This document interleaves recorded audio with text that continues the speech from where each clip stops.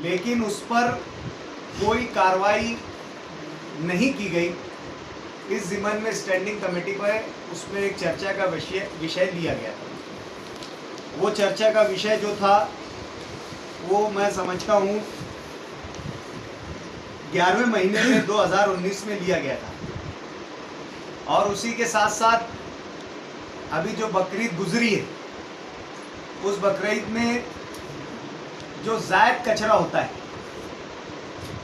उसको उठाने के लिए किस तरीके का जो है नियोजन किया जाए, इस ताल्लुक से भी एक विषय जो है स्टैंडिंग कमेटी में लिया गया है।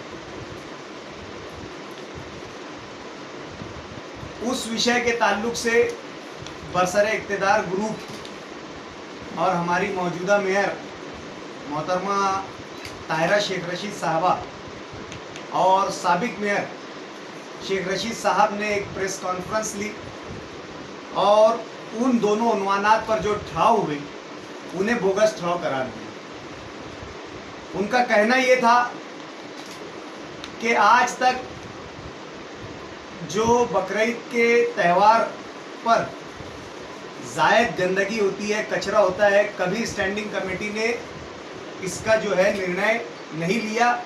ये ऑफिसरान की सतह पर, कॉरपोरेशन इंतज़ामिया की सतह पर होता है।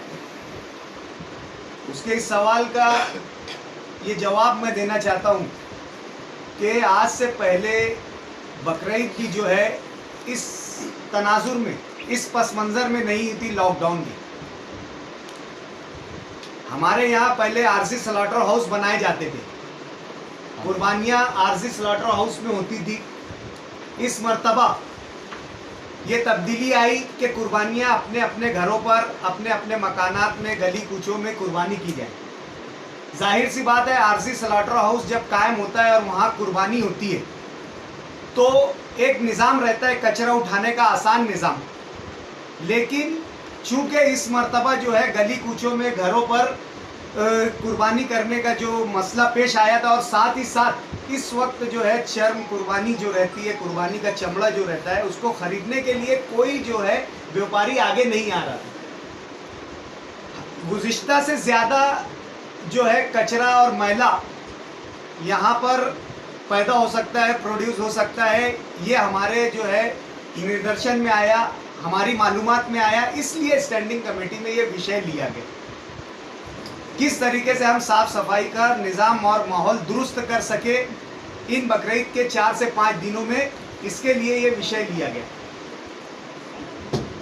इस विषय के दौरान एक चर्चा ये हुई कि हर मर्तबा, हर बार जो है शहर में जो है कचरे का जो है विषय चर्चा में रहता है। जो है साफ़ सफाई का निज़ाम नाकिस है। वाटर ग्रेस कंपनी जो है वो कचरा उठाती नहीं है।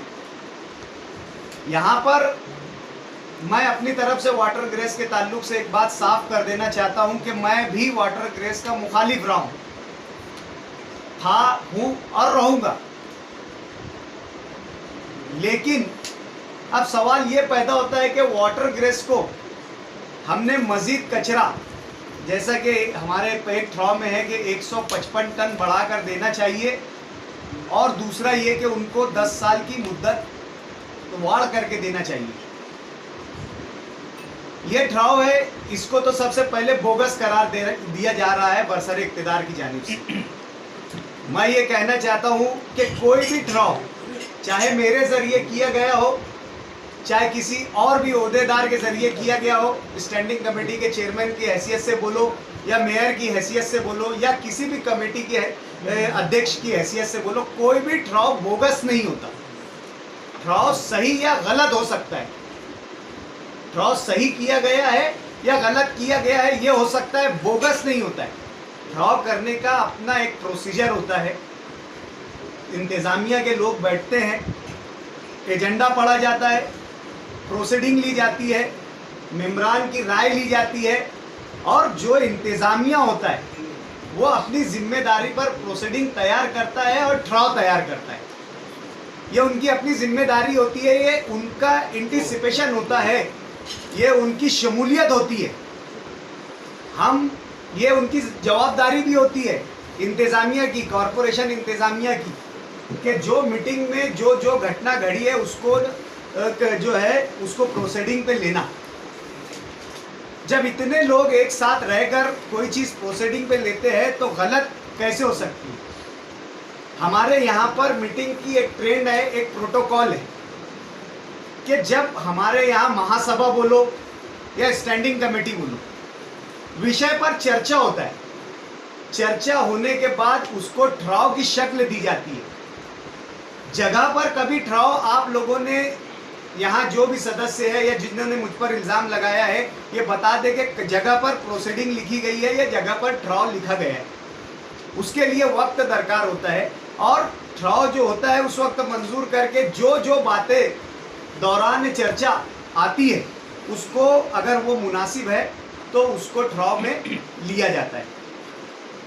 तो जो बकरीद के त्यौहार के ताल्लुक से हमने मीटिंग ली थी उसमें ये बात हमारे जो है निदर्शन में आई कि शहर भर में जो कचरा जायद होता है ये उठाया नहीं जाता। इसका जो है इसमें जो तजाद आता है हमेशा हर वक्त वाटर ग्रेस कंपनी का ये बोलना है कि हमको जो है 250 टन का करारनामा करके दिया गया है और जो जायद कचरा होता है वो कॉरपोरेशन की अपनी उठाने की जिम्मेदारी है। 250 टन के बाद हम कचरा नहीं उठाएंगे। 250 टन के बाद का जो कचरा उठाने की जिम्मेदारी है वो कॉरपोरेशन की है और कॉरपोरेशन ने इसके लिए 53 गाड़ियां खरीदी है और वो अपने स्थापना से लोग खड़े करके अपनी गाड़ी में डीजल डालकर अपने जो है कामगार लगाकर वो कचरा उठाती है। इसके लिए एक अलग खर्च, ठेके से अलग खर्च कॉरपोरेशन करती है। आज से 7 साल पहले ताहिरा मैडम ने अपनी महासभा में 10 साल के लिए वाटर ग्रेस को ये ठेका दिया। उस वक्त ये सवाल अपोजिशन की जानिब से खड़ा किया गया, पूछा गया कि आज तक के मालेगांव शहर की कॉरपोरेशन की तारीख में कोई भी ठेका 10 साल पर नहीं दिया गया, ये ठेका आप लोग क्यों दे रहे हैं।